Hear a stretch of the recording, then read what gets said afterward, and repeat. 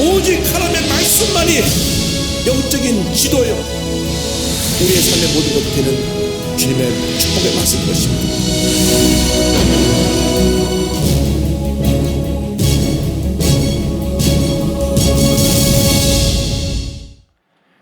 사무엘하 22장 26절 이하의 말씀을 가지고 도우시는 하나님, 이 같은 제목으로 말씀의 은혜를 나눕니다. 하나님의 도우심 없이는 우리는 하루 한 시간도 살아갈 수 없음을 고백합니다. 그래서 찬양 그대로 모든 것이 주님의 은혜입니다. 주님의 은혜가 없이는 하루 한 시간도 살아갈 수 없고, 주님의 도우시는 은혜 가운데 우리가 하루하루 매 순간을 살아가는 것입니다. 주의 은혜가 있기에 오늘 내가 여기 있는 것입니다. 나 같은 죄인이 구원받아 하나님의 자녀가 되었고 주님 안에서 복받은 인생을 살아가고 있는 것입니다. 북녘 땅의 2,500만은 예수를 믿고 싶어도 예수를 못 믿고 절망의 감옥에 갇혀서 삽니다. 그들에게 복음이 들어가지 않았기 때문에 그들의 마음에 진정한 기쁨이 없고 평화가 없습니다. 예수님만이 진정한 우리의 기쁨이 되시고 참된 평화가 되시기 때문에 북한을 해방하는 일은 복음의 역사밖에 없습니다. 주여, 북한의 문이 열려 복음이 들어가서 2,500만이 예수 믿고 하나님께 돌아 나오는 놀라운 은혜가 있게 하여 주옵소서. 주여, 우리를 도와주시옵소서. 우리와 함께 하여 주시옵소서. 그래서 우리가 일생 살아가는 동안 하나님의 은혜 가운데 살면서 복음의 증인된 사명을 감당하고 살아갈 때 하나님께서 넘치는 은혜를 우리에게 부어주시는 것입니다. 왜 우리가 이 땅에 살아가고 있느냐? 하나님의 영광을 위해 살아가고 있는 것입니다.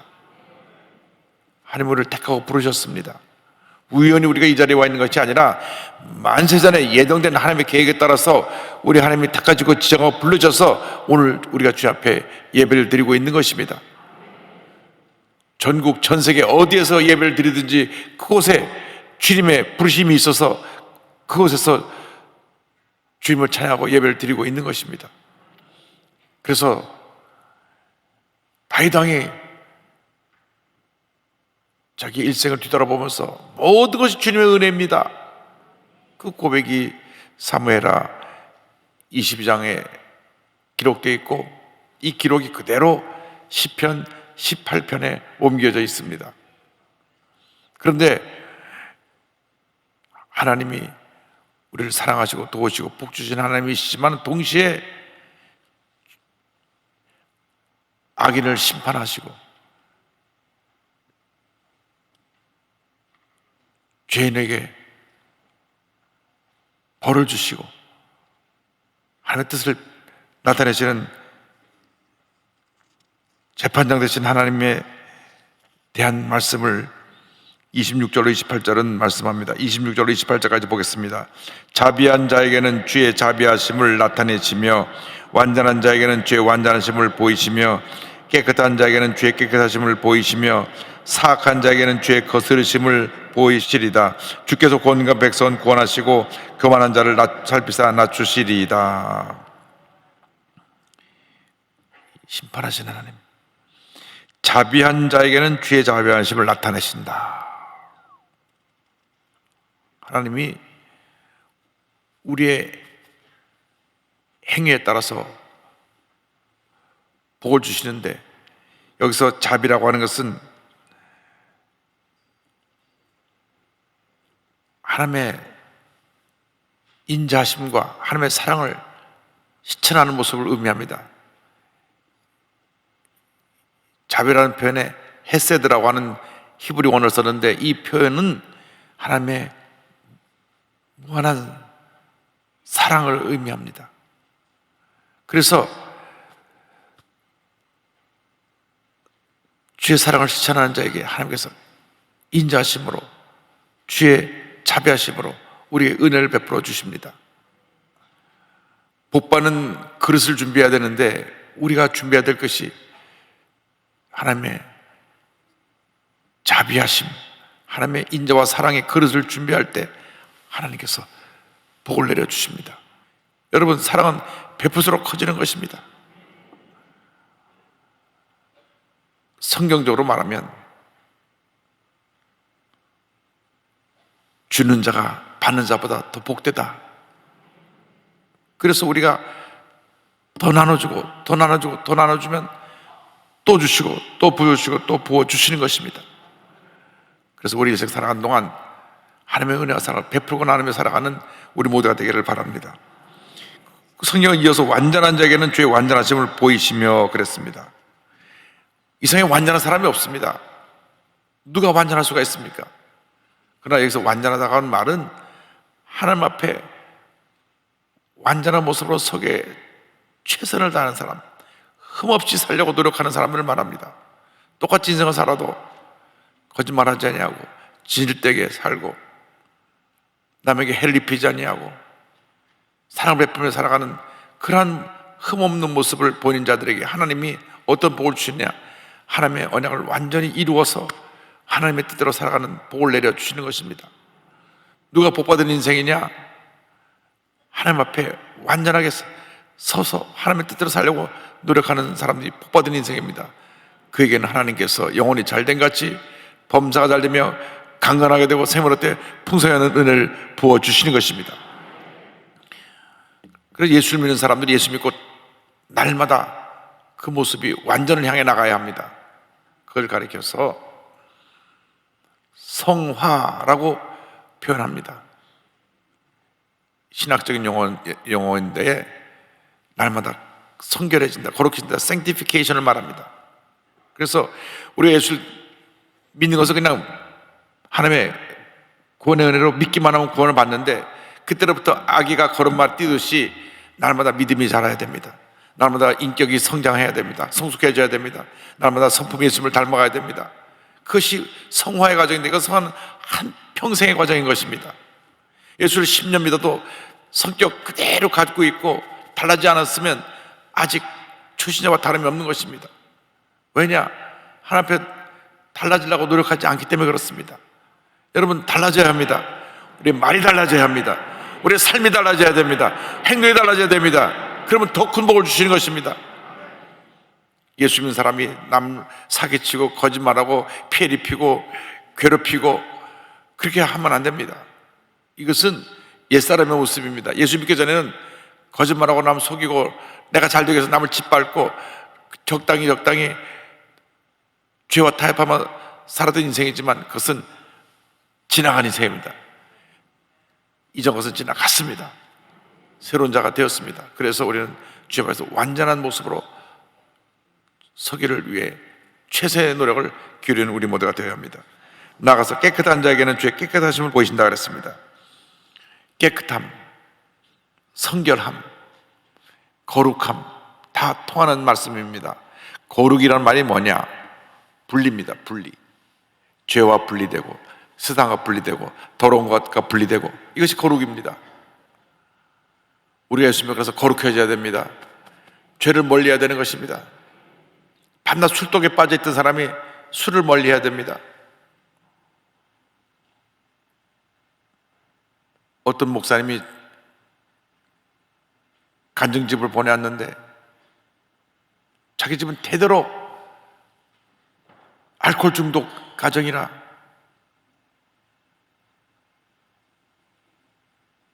술을 입에서 떼면 밤에 잠을 들지 못한 그런 가정에서 살아서 자기도 알코올 중독자가 된 거예요. 술이 없으면 못 삽니다. 밤낮 술독에 빠져 살았습니다.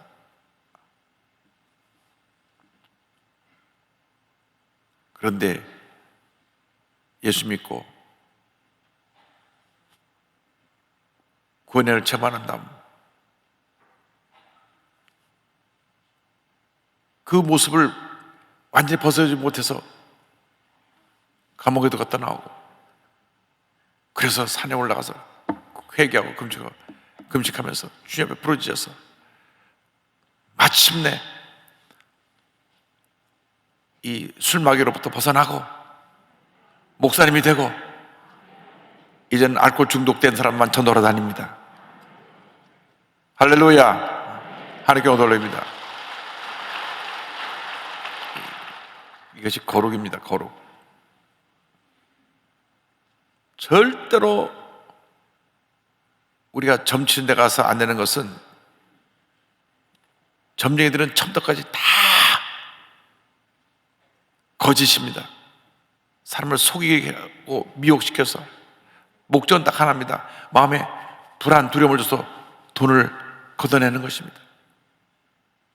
그러니까 우리가 이 세상에 사는 동안 성결해진다고 하는 것은 굉장히 중요합니다. 하나님 보시기에 하나님 기뻐하지 않는 것은 우리가 정리해야 됩니다. 잘라내야 됩니다.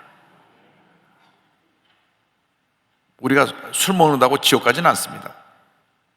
그러나 술에 취해 있어서 세상에 빠져나지 못하면 그것이 나를 점점 타락의 길로 이끌어가지고 잘못되게 만드는 것입니다.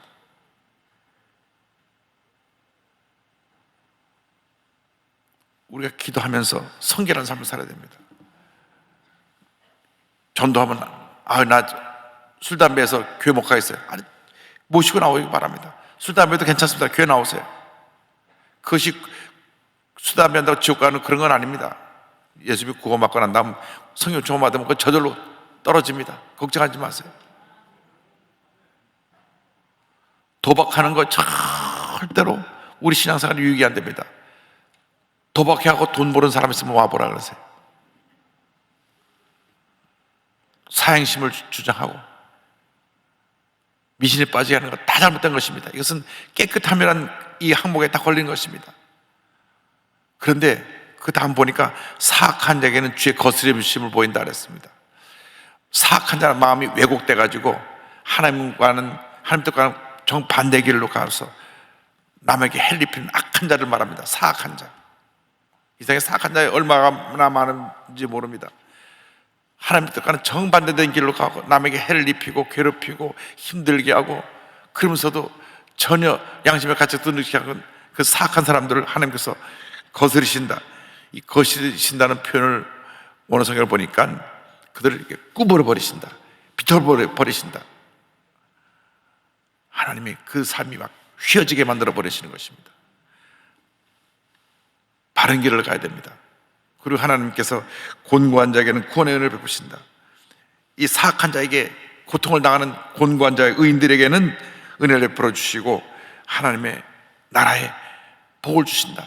그래서 마태복음 5장 3절 보니까 이같이 예수님 말씀하셨습니다. 심령이 가난한 자는 복이 있나니 천국이 그들의 것이며. 여러분의 심령이 겸손해지기를 바랍니다. 온유와 겸손으로 섬기면 복이 임하는 것입니다. 주변에 돌아보면 그렇게 교만한 사람들이 많아요. 목에 힘주고 사는 사람이 그렇게 많습니다. 겸손한 사람을 찾기가 힘듭니다. 그러나 우리나라 1천만 크리스찬이 겸손하게 살면 이 나라가 바뀔 것입니다. 1천만 크리스찬 참만 바로 서 있으면 이 나라는 만세반석에 서게 될 것입니다.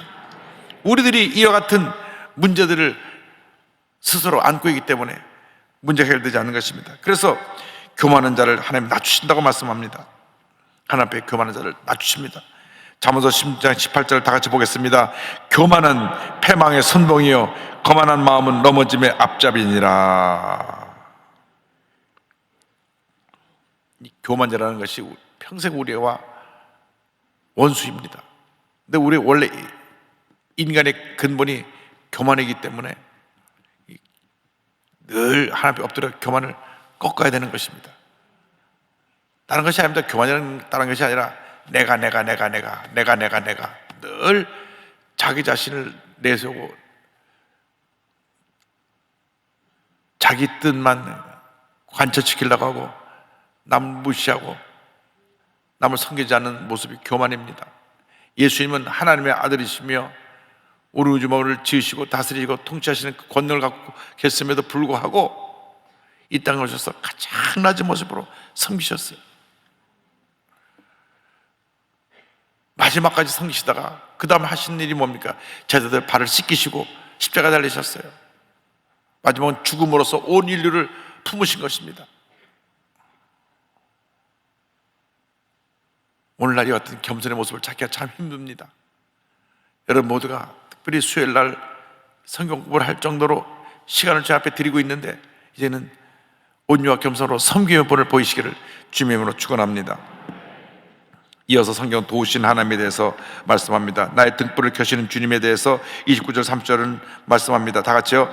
야훼여 주는 나의 등불이시니 야훼께서 나의 어둠을 밝히시리이다. 내가 주를 의뢰하고 적진으로 달리며 내 하나님을 의지하고 성벽을 뛰어넘나이다.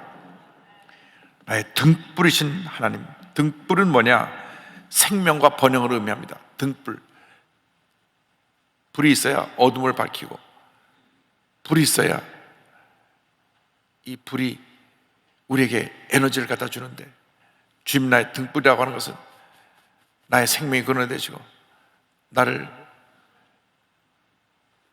잘되게 만드는 번영의 축복을 가져 주시는 분이 바로 주님이시라는 것을 말씀하고 있습니다. 주님이 나의 생명이 되시고 나의 복의 근원이 되시는 것입니다. 이어서 완전한 하나님의 말씀에 대해서 31절을 말씀합니다. 31절입니다. 하나님의 도는 완전하고 야의 말씀은 진실하니 그는 자기에게 피하는 모든 자에게 방패시로다. 예수를 믿는 우리에게 한평생 우리의 삶의 좌표, 우리의 삶의 내비게이션, 우리 삶의 나침반, 길잡이, 생명책으로 하나님의 말씀을 주셨습니다. 이 말씀은 66권으로 되어 있습니다.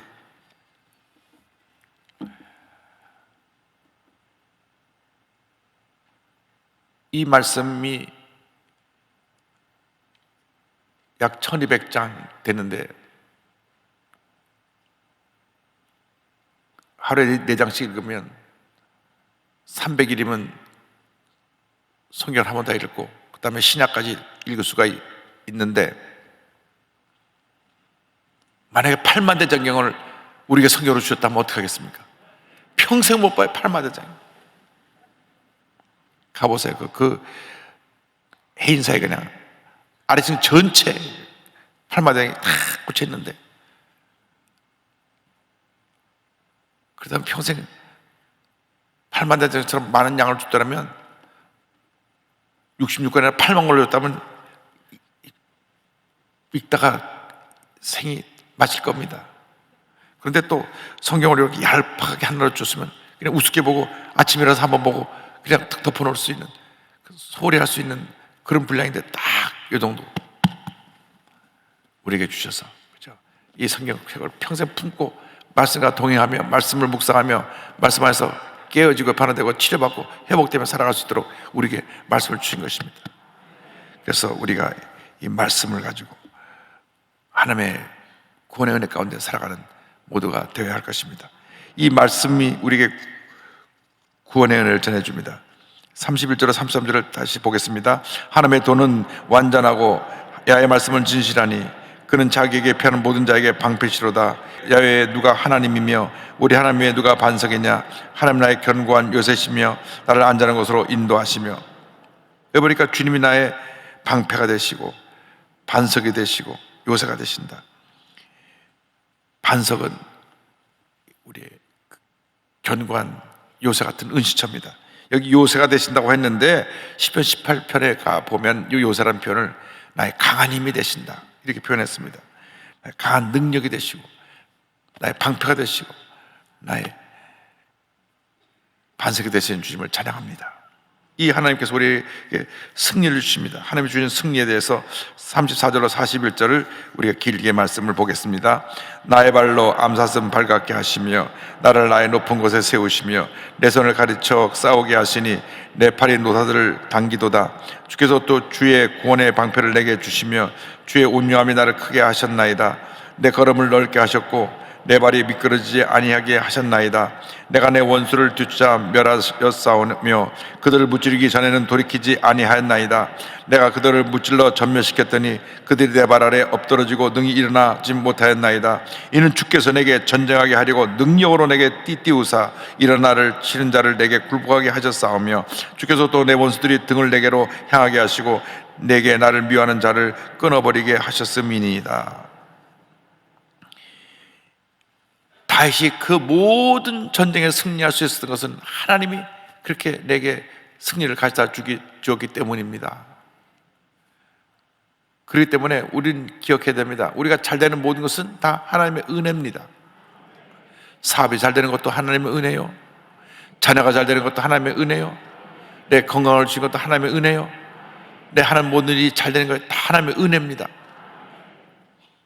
반대로 문제 있고 안 되는 것은 다 내 탓입니다. 거꾸로 되면 큰일 납니다. 안 된다고 하는 게 불평하면 평생 불평의 삶을 살아요. 문제 있고 안 될 때는 주님 내 탓입니다. 내가 기도가 부족했습니다. 내가 감사가 부족했습니다.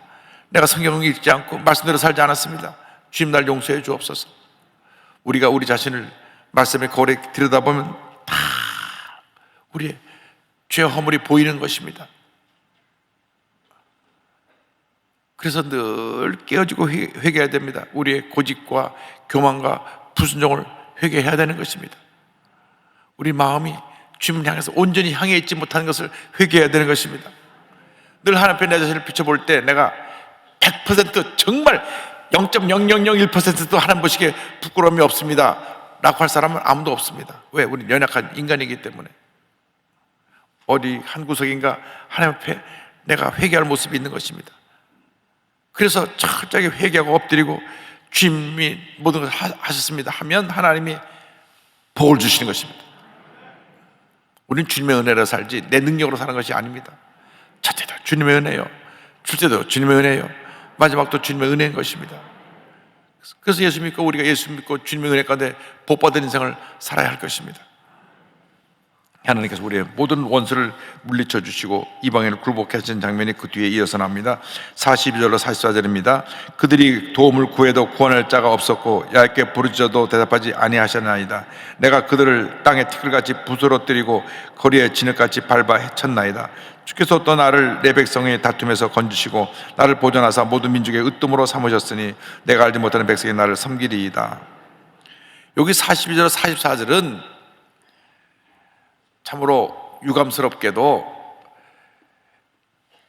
다윗의 주변에 있던 사람들이 악인이 돼서 괴롭힌 사건에 대해서 말씀하고 있는 것입니다. 평생 그가 이방인들과 많이 싸웠지만 실제로 더 큰 적이 내부에 있었습니다.